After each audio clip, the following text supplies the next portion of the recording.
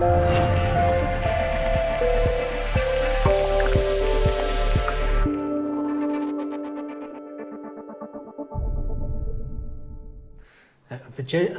Virgilio, Yann van Ewijk from Bitcoin Wednesday.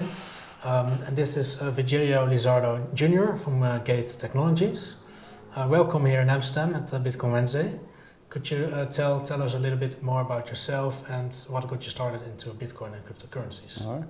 So my name is Virgilio Lizardo Jr. I'm Vice President of International Affairs for Gate Technology. I'm based in Shenzhen, China, which is the fourth largest city in China, electronics capital of the world.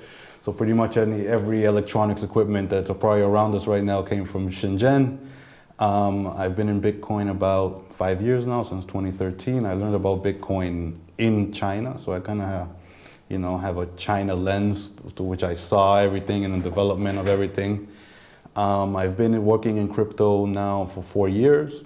I used to work for a company that consisted of the fourth largest exchange in China and the second largest manufacturer of crypto mining machines. And now I'm currently with Gate Technology, which is the parent company of Gate.io. And we're around the top 30, top 20 crypto-to-crypto exchange. We do around 200, 700, depending on the market, million per day. We've been around since 2013. The company was established in 2013. We have offices in China and in South Korea. And we're currently expanding. So I'm very happy to be here. This is my second time here presenting at Bitcoin Wednesday. This is one of the first big stages that I presented at 2 years ago. So I'm really appreciative to Richard and the team for that. And I'm really happy to be back. Well, we're happy to have you here at Bitcoin Wednesday. Thank you. I've been to China myself several years back, doing backpacking in Shenzhen actually. So, okay, already? Oh, yeah. Wow. So I know the hardware stores. All right. And as a fellow hacker and Bitcoin enthusiast. Yeah, it's a fantasy land there really for electronics fans. So talk a little bit about China. What is at the moment happening there with regulation?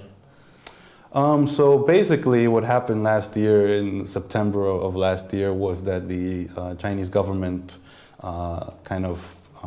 laid out some strict regulations regarding ICOs. And that kind of rolled into the cryptocurrency exchanges closing down as well. So the way things function there, it's a very self-regulatory kind of environment where the government doesn't explicitly say a lot of things, but the businesses, kind of get very strong hints to do that. So what happened last year, and last year was a very chaotic year in China, the whole year. And then September happened.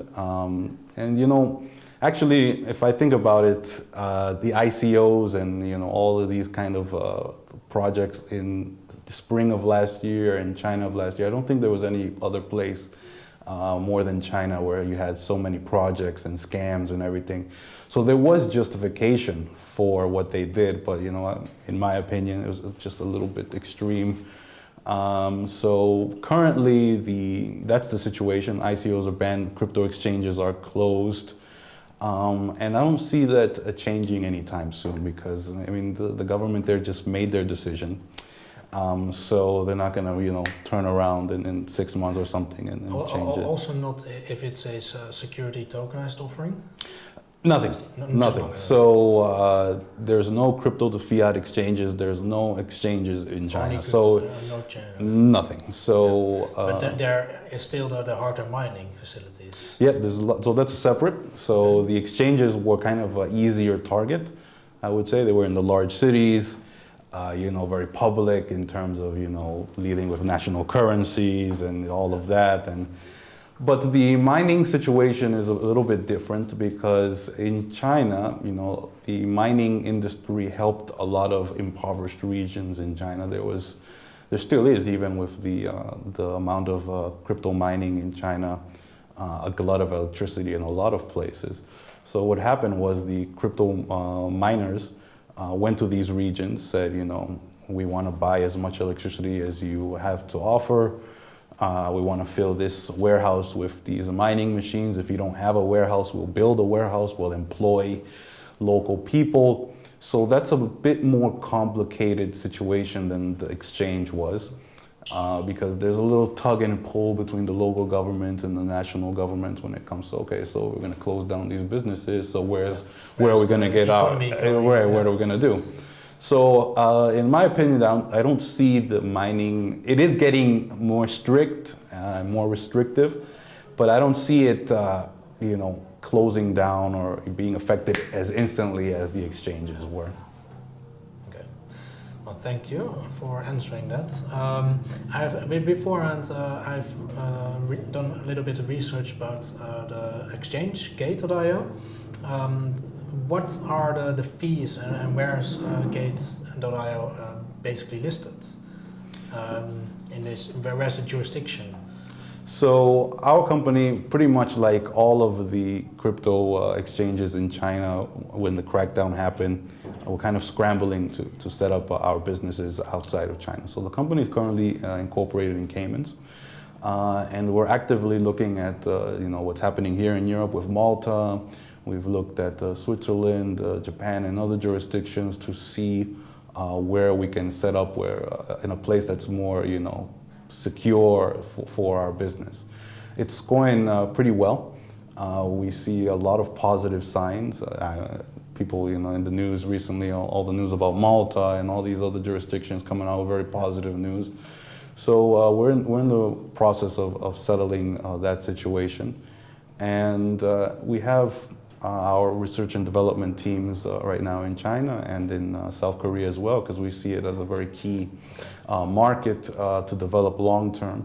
So, I mean, it's kind of like the Chinese crypto exchanges are kind of like homeless. And they're looking for places that will, but it also offers huge opportunities for these jurisdictions to open to grow and to offer these new business opportunities for their local economies and to actually be just real leaders in this revolution that's happening. And I think it's going to be very historic what's going to happen with these jurisdictions and the way forward. I think so too. Here in Europe, the European Union, they haven't really decided. It's unclear yet. So most projects will settle down in other jurisdictions like Switzerland and Malta. So there are a lot of coins being traded on the platform. It's a custodial exchange, right? Yes, we're a centralized exchange. A centralized exchange, which offers more. It's more efficient in volume, I presume. So my other question is: have you been hacked before? Gate.io has not. Okay. In the past, in the previous incarnation, the company was called Bidder. It was hacked, and one of the unique things that happened during that incident is that we returned the majority of the funds to the users. It's just very rare. Yeah. And that's why we have a very strong reputation with our home in China, with our users there, because we have users for life. So it was, and that's one of the things. I came to the company, in the beginning of this year. I knew the team before because we had worked together in China. But that's one of the things that really attracted me to this company. Is just to have leadership with ethics and honor. And it's just very rare. I mean, every time you hear these companies, just this week or yesterday or something, the $35 million Vietnamese mining thing just ran off of the money. And I think that's what really stands this company apart. The team's been together since 2013. They've persevered through very difficult situations. The hack, the situation that happened last fall in China with kind of regulation. And they've come out stronger than they were before. I mean, Gate.io, it was within the first couple months was a top 20 exchange. All of the exchanges, when they closed down their fiat to crypto, business, were kind of, everybody was talking about moving from crypto to crypto, but nobody had really taken the step. So everybody was kind of pushed off the cliff when it came to that. But the business has really, solidified. We've grown. Also the trust from your users that you have. The trust from the users that we have. And besides that, a hack can happen to any company. Yeah, That's and right. you know, I say this all the time. You know, you learn the character of a person when they deal with adversity, when they fail. That's when you learn what kind of person you're dealing with. And they've held up their word. They said they were gonna, you know, refund the users, and they did. And you know, that's why we have a solid base from China. And what we're trying to do is we're trying to, you know, expand that, you know, ethos, that those core values that we have to the international market. Yeah. So we're, you know, one of the things that is kind of, well, people saw it as a kind of disadvantage, is that people don't really know about Gate, because, you know, all of the things. And another thing too was in China, there's not a lot of international workers there that, you know, work at crypto companies, a handful. Yeah. So one of the things is that because of that, the company hasn't really been able to tell its story outside of China. And now we've been able to start with a clean slate. You know, we're building our international team. Yes. And also here in Amsterdam, right? Yeah, and you know, we're getting our story out there. Yeah, so for your story, just in one or two sentences, why should I or my friends here in Amsterdam go onto your exchange, the Gate.io? So one of the strongest reasons that users tell us, traders tell us why they like our exchange, is that it's easy to use. It's very straightforward. You get your coins on there, you get your coins. We have very fast deposits and withdrawal, and it's a very straightforward UI. Our trading engine, which, like I said, has been developed for, you know, almost 10 years now, the team really focuses on the back end. You know, our front end kind of looks like we haven't changed it since 2013, but you know, our back end is where our strength is. So we have a very fast trading engine. Everything's clear cut. Everything works the way it is. And the way I it's believe supposed the to. fees are also transparent. It's about Yes, so we have a 0.2 max. yes, Yeah. 0.2, yeah. So. And we have a solid liquidity on a lot of different coins. Which is also important. Right. We have, I think we might still be the top exchange for its Tether pairs. Mm-hmm. So we have a liquidity on a lot of coins. We have, you know, Tether, which a lot of new people like. They just like to see the USD value on there. And the system just works. Nice. So there will be no fiat gateways or payments accepting?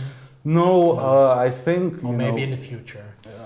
Right now, you know, the crypto to crypto business model is really working well for us.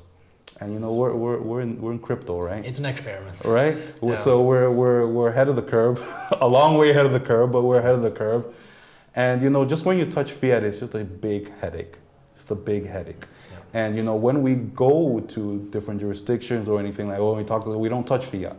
Okay, we'll put you in the fast lane then. Okay. So it just massively simplifies everything, and the crypto to crypto business model still works. One of the two challenges for an exchange as a new coin or project is first of all the listing. A lot of exchanges have listing fees or voting, and second of all the volume or market making. Are there any tips or tricks that you have? So for us, we don't have a listing fee. Okay. That's again one of the core, you know, ethos of the company. We just don't do that. We have a 3-month trial period for any coins that are listed on Gate. It goes through an internal review process. If it's listed, it has a 3-month trial period. If it reaches a certain volume, it stays, and if it doesn't, it goes. So the market decides. That's fair enough. Yeah. And you know, the volume depends on the project itself. Nice. So that's how we deal with listings. Nice. So do you also, besides work, I mean, in crypto you work full time these days? Yes. But besides work, what do you do? Do you also trade yourself? And what kinds of different projects are you interested in? So, you know, because of my position, I kind of have to be, you know, neutral, you know, in public about coins. But there's projects that I like out there. Industry. Right, in the industry. I mean, since I've been in 2013, I'll say this, you know, I like projects that have been around for a while. I think, you know, in 2017 we had a huge amount of shitcoins. that appeared, projects, and a lot of flash, a lot of marketing. There's a white paper, and that's enough. That's enough to raise millions of dollars in this environment. But from somebody that's been around for a while, I mean, I think, when did you get into Bitcoin? About 5 years ago. Okay, so we're on the class of 2013. Sure. So we see these projects a little bit differently than most people that came, because most people actually came in last year. I read an article the other day. It was called the Bitcoin OG phenomenon, which is basically when people like us go to conferences, we're meeting less and less people that got into Bitcoin in 2015 and 2014 because of the huge amount of people that came in last year. Yeah. And go to conferences now, and like 80-90% of people just learned about Bitcoin and blockchain technology in the last year. So they're seeing these projects come off, and everybody says they're better than Bitcoin. That's the selling point. I'm better than Bitcoin.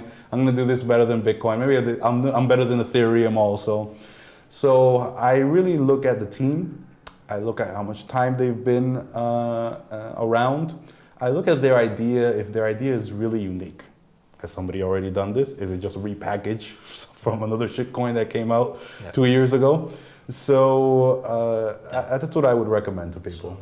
Some basic investor tips. Stay with yourself. Don't invest money that you don't have. Right, obviously. Absolutely. So,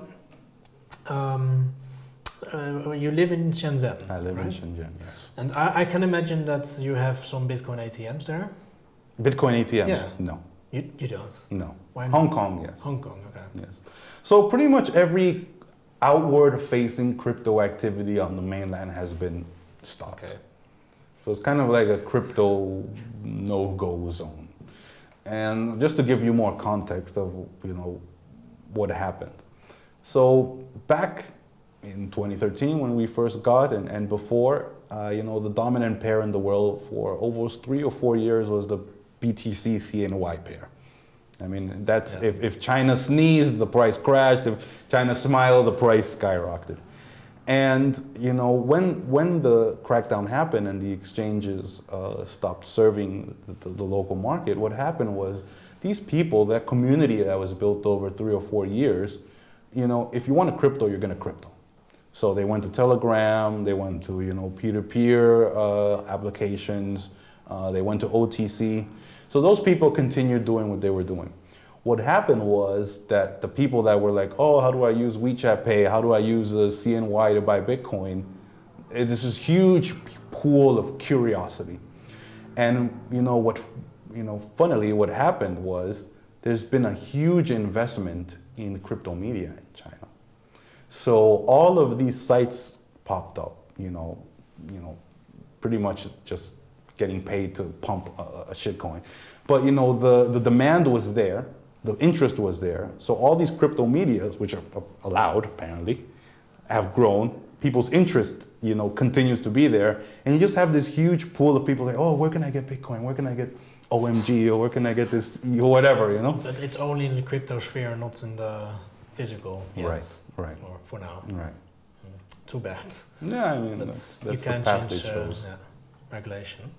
Where do you think Bitcoin or cryptocurrency will head towards the future? What's your vision on it? In general? Yeah, in general. I think I'm extremely positive about where we are. I mean, after being in this industry for 4 years, working in it, and following it for 5 years. When there was an article in 2013, like maybe the New York Times or the Dutch Financial Times, one article, it would be like the top news around the world. Oh my God, somebody wrote about Bitcoin. Now you have articles every day, videos every day, YouTube exploding with crypto content. And I think the wave that started last year, it's just that momentum is not going to stop. The train has left the station. So I'm extremely positive. All of these, just side stories that happen every day, whatever, price drops, or, I mean, it's just side notes to me. It's a technology in the end. You can't delete it.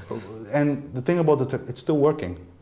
There's a new block every 10 minutes or so. It works better than the financial system. Yeah, the heart of Bitcoin keeps pumping every 10 minutes.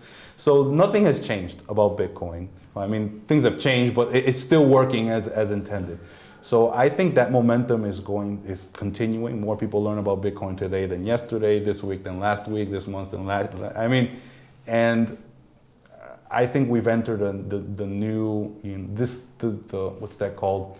The true wave of adoption we've all been waiting for. We're living it right now. Yeah, that's true. The thing there are like three separate phases.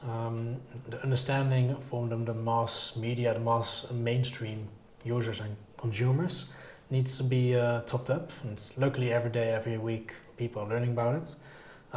Actually, my mother now knows Bitcoin because of me. Yeah. So that's a step up in the right direction. But my grandparents, a little bit older, they don't really understand the concept yet. Right.